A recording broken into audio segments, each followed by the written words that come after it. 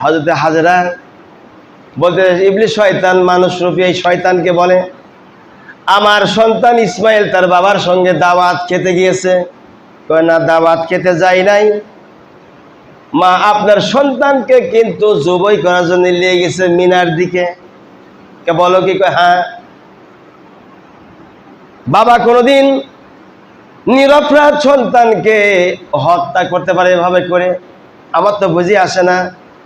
ইবলিস শয়তান বলে, মা আপনি জানেন না, ওই আল্লাহর অর্ডার হলে পরে আপনার স্বামী ইব্রাহিম সব করবে, সুতরাং তাকে জবাই করার জন্য নিয়ে গেছে। মা হাজেরা বলেন, আমার আল্লাহ যদি নির্দেশ হয়, আমার এই সন্তান আল্লাহর পছন্দ হয় কুরবানি করার জন্য, আমি হাজেরা, আমার কোনো দুঃখ নাই, কোনো কষ্ট নাই, আমি আল্লাহর রাহে আমার সন্তানকে দিয়ে দিলাম।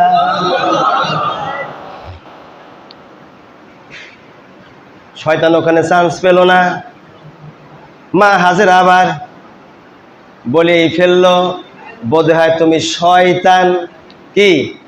তুমি শয়তান, আমাকে ধোঁকা দেওয়ার জন্য এসেছো, নিশ্চয় তুমি শয়তান ইবলিস হবে, তা না হলে এমন কথা তো কবার মতো লোক দেখি না। মা হাজেরা ইতিহাসের মধ্যে লেগেছে 7টি পাথর এক এক করে শয়তানের দিকে নিক্ষেপ করে। শয়তান সেখান থেকে দেশট পালাইছে, জোত হলো না। এদিকে দেখে ইসমাইল আলাইহিস সালাম বাবা থেকে একটু পিছনে পড়ে গেছে। এবার শয়তান কান ভাঙনে দিচ্ছে ইসমাইল আলাইহিস সালামের, বলে, বাচ্চ তুমি কোথায় যাচ্ছ? ইসমাইল, আমার আব্বার সঙ্গে দাওয়াত খাইতে যাই। তুমি কিরা? ইসমাইল আলাইহিস সালাম জিজ্ঞাসা করে, তুমি কে? কয়, আমি তোমার একজন হিতাকাঙ্ক্ষী মানুষ, তোমার পিতা কিন্তু তোমাকে জবাই করার জন্য নিয়ে যাচ্ছে। ইসমাইল আলাইহিস সালাম বলেন, কেন জবাই করবে আমাকে? আমি তো কোনো অপরাধ করি নাই, অন্যায় করি নাই, যে আমাকে আমার পিতা নিরপরাধ মানুষকে জবাই করবে, এটা হতেই পারে না। দেখো, তোমার পিতা আল্লাহর হুকুমে তোমাকে কুরবানি করতে নিয়ে যাচ্ছে, কিন্তু মিনায় বাজারে। ইসমাইল আলাইহিস সালাম বলেন, আমার পিতা যদি আমাকে মিনায় বাজারে কুরবানি করার জন্য নিয়ে যায় আল্লাহর হুকুমে, আর আল্লাহর যদি আমাকে পছন্দ হয়, এর চাইতে শ্রেষ্ঠ কিছু আমার কপালে নসিব হতে পারে না।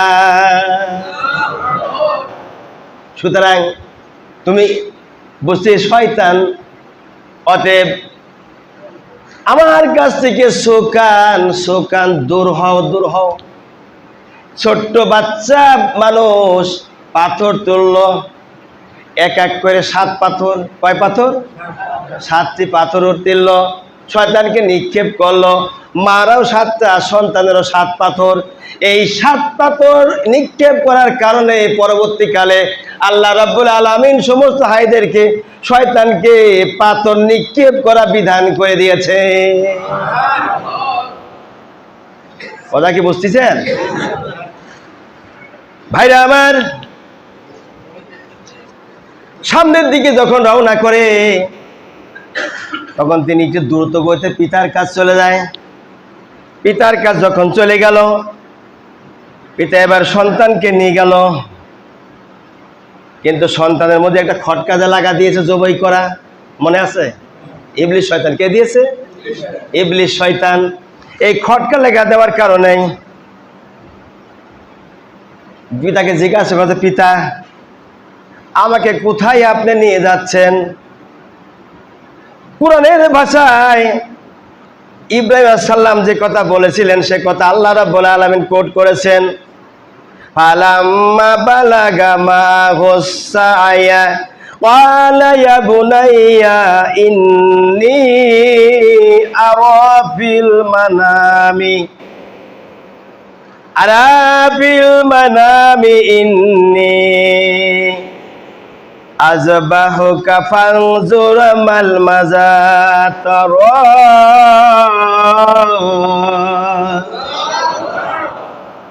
হযরত ইব্রাহিম আলাইহিসসালাম যে কথা বলেছিলেন কোরআনে ভাষা আল্লাহ কোট করে বললেন, ফালাম্মা বালাগা মাহুস সায়া, অন্তত ছেলেটি ইসমাইল আলাইহিস সালাম যখন চলাফেরার মতো বয়সে উপনীত হয়েছিল, সেই সময় ক্বালা ইয়া বুনাইয়া ইন্নী আরা ফিল মানাম, যখন তিনি বলেন, হে বৎস, আমি স্বপ্ন দেখেছি তোমাকে জবাই করছি। কি করছি? জবাই করছি আমার সন্তান। ক্বালা ইয়া বুনাইয়া ইন্নী আরা ফিল মানাম, হে সন্তান, হে বৎস, আমি স্বপ্ন দেখেছি যেন তোমাকে আমি জবাই করতেছি। সুতরাং ইন্নী আযবাহুকা ফানজুর ফাযা তারা, এত চিন্তা করে দেখো তোমার মত কি। সূরা সাদের 102 নম্বর আয়াতের মধ্যে এই ঘটনাটি এসেছে।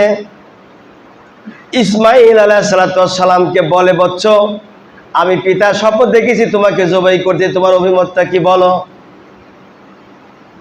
আপনারা বলুন দেখি, এই যুগের কোন ছেলেকে যদি বলা হয়, বৎস এখানে আসো, আমি স্বপ্ন দেখে তোমাকে জবাই করছি, আজ এখন তোমাকে জবাই করব, রাজি হবে? বলে রাজি হবে? রাজি হবে? রাজি হবে না। বরং আরে পিটাবে, পিতাক ধরে ফাইজলেমে কথা কও, বুড়া হয়ে গেছে, বুড়ার মাথায় বুদ্ধি নষ্ট হয়ে গেছে, মেন্টাল প্রবলেম নিয়ে চলো, এ কবে কি কবে না? ইসমাইল আলাইহিস সালাম তিনি এই কথা বললেন না, তিনি বরং পিতাকে বলতেছেন, ইয়া আবাতিফ আল মাতুমারু সাতাজিদুনি ইনশাআল্লাহু মিনাস সাবিরিন।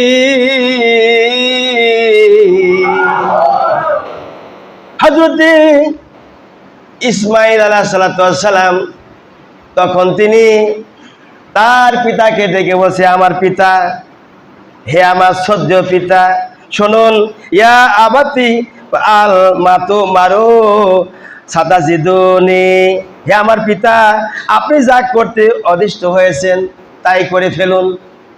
সুবহানাল্লাহ করবেন না? আপনি যে স্বপ্ন দেখেছেন সেটা করুন, আমি অধৈর্য হবে না, আমি অধৈর্য হবার কোনো পাত্র নয়। ইনশাআল্লাহু মিনাস সাবিরিন, হে আমার পিতা, আমাকে ধৈর্য ধারণকারীদের মধ্যে পেয়ে যাবে। আল্লাহু আকবার, আল্লাহু আকবার, লা ইলাহা ইল্লাল্লাহ, আল্লাহু আকবার, আল্লাহু আকবার, ওয়ালিল্লাহিল হামদ। হে আমার পিতা, আমাকে যখন আপনি জবাই করার স্বপ্নই দেখেছেন, তখন এক কাজ করুন, আমার দুইটা হাত আর দুইটা পা আপনি আমাকে বেঁধে দেন আগে। আপনি নবী মানুষ, আমি যদি আমার জীবনের জন্য, জীবনের মায়া সবচেয়ে বড় মায়া, জীবন যদি না চলে আর কিছুই দুনিয়ার ভালো লাগে না। কি জীবন যদি না চলে আর কিছু দুনিয়ার ভালো লাগে না। নিজের জীবনের চাইতে শ্রেষ্ঠতম মায়া আর কিছু হতে পারে না।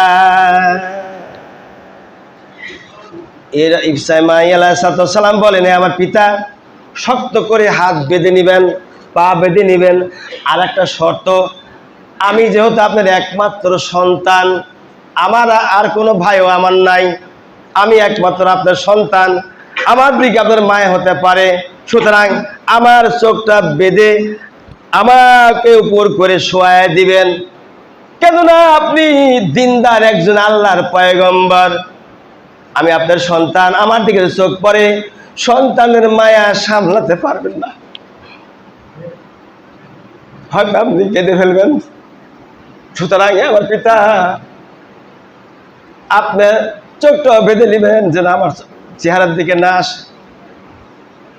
পিতা আমার আরেকটা ওসিয়ত করতেছি, আমার মাকে আপনি বলে আসছেন দাওয়াত খাওয়ার কথা বলে, আমার মা জননী আমার অপেক্ষা করে সন্তান বাড়ি আসবে, কিন্তু আমাকে যে কুরবানি করতে নিয়ে আসছেন তা তো মা জানে না। অতএব আমার এই রক্ত মাখা জামাটা আমার মাকে যায় পৌঁছায় দিবে।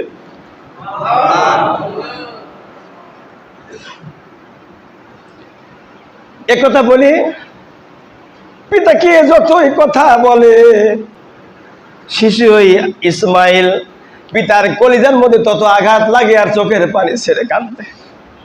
হায় হায়, ছোট্ট মাসুম বাচ্চা কি ওসিয়ত গুলি করতেছে। শেষ পর্যন্ত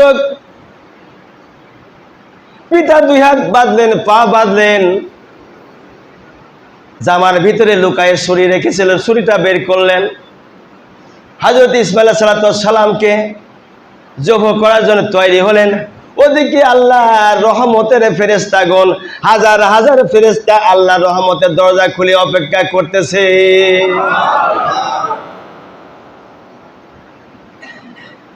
ইসমাইল আলাইহিস সালামকে যখন জমিনের উপরে শোয়া দেওয়া হলো,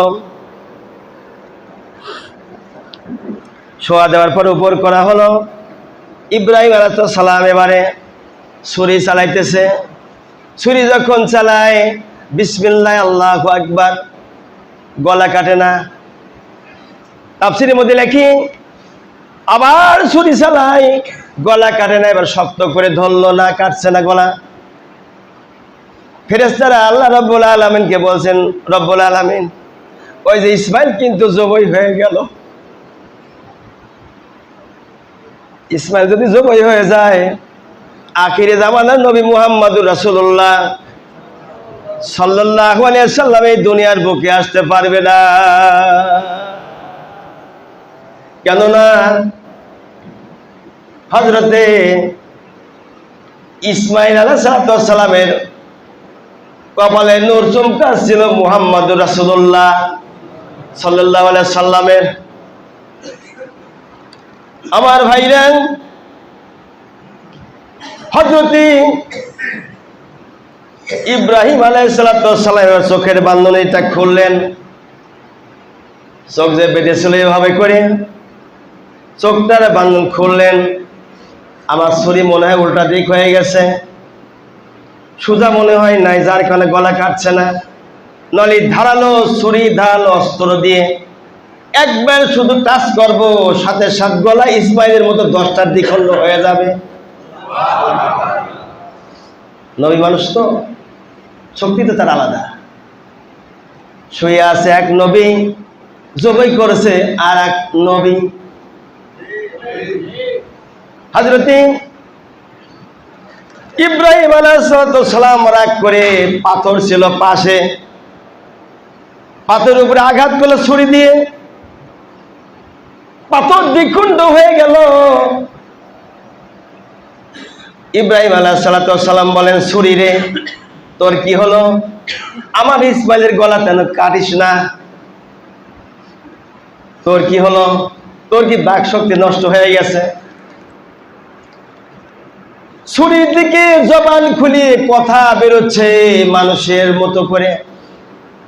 হে আল্লাহর নবী, আপনাকে একমাত্র একবার বলেছে ইসমাইলকে জবাই করার কথা তার স্বপ্নের ভিতরে। আমি শুনি আমাকে আল্লাহ 10 বার মানা করেছে, কাটিস না গলা। আমাকে 10 বার আল্লাহ মানা করেছে, গলা কাটিস না। হে নবী, আপনার কথা চাইতে হবে, আল্লাহর কথার মূল্য বেশি। সুতরাং প্রেমের খেলা চলছে, ভালোবাসার খেলা চলছে, মহব্বতের খেলা চলছে। নবী গো, আপনার ডিউটি আপনি পালন করে যান, আর আমি ছুরি, আমার ডিউটি আমি পালন করতে থাকি।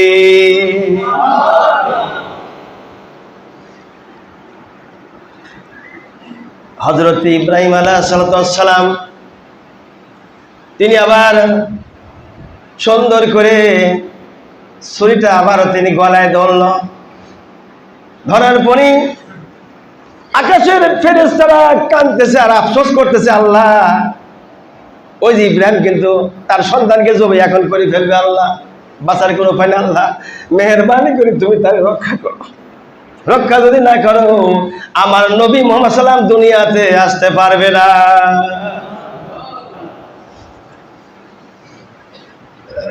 আল্লাহ বলেন, রাখ ফেরেশতা, কইস কি ওখানে গলা কাটে নাকি?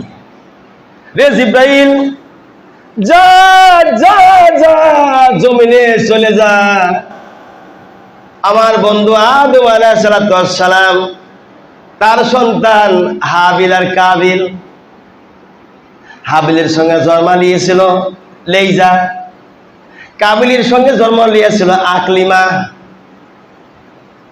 আকলিমা চেহারা ছিল সুন্দরী। এই সুন্দরীকে বিয়ে করা নিয়ে দুই ভাইয়ের মধ্যে একটা কথা কাটাকাটি হয়। আল্লাহ রাব্বুল আলামিন বলেছিলেন হাবিল আর কাবিল দুই ভাই কুরবানি করবে, যার কুরবানি কবুল হবে সেই আকলিমাকে বিয়ে করবে। সুবহানাল্লাহ কইবেন না? জোরে বলেন। আকলিমাকে বিয়ে করবেন। ওই ঘটনা আমি যাবো না, গেলে অনেক এদিকে সময় পাবো না, সময় আমনেই নাই, যেহেতু উপরে মাইক নাই। আপনার এলাকা নাকি এরকম নিয়ম, আমি নিয়ম বুঝি না। ইসলাম তো গোপন করার জিনিস নাই, না পুঁজি করার জিনিস। ইসলাম প্রচারের জিনিস, প্রচারই বন্ধ, শুনবেন কি করে? এগুলি মা বোনদের দরকার আছে না নাই? কোন মা বোন যদি সন্তানকে যেরকম মা হাজরা গোসল করে সুন্দর কাপড় চোপড় পরাই দিয়েছিল, ওই মা বোন যদি কোরবানির খাসি বা গরুকে এরকম সুন্দর করে গোসল করাইয়া তেল মাখায়াত বিদায় করে দেয়, আল্লাহ রাব্বুল আলামিনের কিয়ামতের মাঠে ওদের সঙ্গে মা ইসমাইলের মায়ের সাথে ওই মারা জান্নাতবাসী হয়ে যাবে। তাদের ওয়াজ দরকার নেই, তাই না? কি এই কথা পাইছেন কোথায়? হযরতে হাজেরা আলাইহিস সালামের সন্তান যখন জমিনে শোয়াই ফেলেছে, ফেলার পর এবারে যখন ছড়ি চালালো, বিসমিল্লাহ আল্লাহু আকবার, ছড়ি চালানোর পরে এবার ছড়ি দেবে নিচের দিকে গেল। ইব্রাহিম আলাইহিস সালাম বলেন তাহলে বোধহয় এবার ইসমাইল শেষ। ওই দিন যদি ইসমাইল আলাইহিস সালাম কুরবানি হয়ে যেত, এই দেশের বড় ছেলেগুলি কেউ বাঁচত না, বাঁচত? সব কুরবানি হয়ে যেত। যখন কুরবানি হয়ে গেল, নিচের দিকে ছুরি দেবে গেল, তখন বলেন চতুর্দিকে আওয়াজ আসতেছে আল্লাহু আকবার, আল্লাহু আকবার, লা ইলাহা ইল্লাল্লাহু, আল্লাহু আকবার, আল্লাহু আকবার, ওয়ালিল্লাহিল হামদ। এদিকে ইব্রাহিম আলাইহিস সালাম চোখ খুলে দেখে তার সন্তান ইসমাইল জিব্রাইলের কোলে, আর দুম্বাটা কুরবানি হয়ে গেছে। যে সেই দুম্বা ছিল আকলিমাকে বিয়ে করালি, যে দুম্বা কুরবানি করেছিল হাবিল, হাবিলের কুরবানি কবুল হয়েছিল। কুরবানি 2000 বছর জান্নাতের মধ্যে পালিয়ে আল্লাহ রাব্বুল আলামিন ইসমাইলের পরিবর্তে আল্লাহ উপহার দিয়েছিলেন। আল্লাহু আকবার।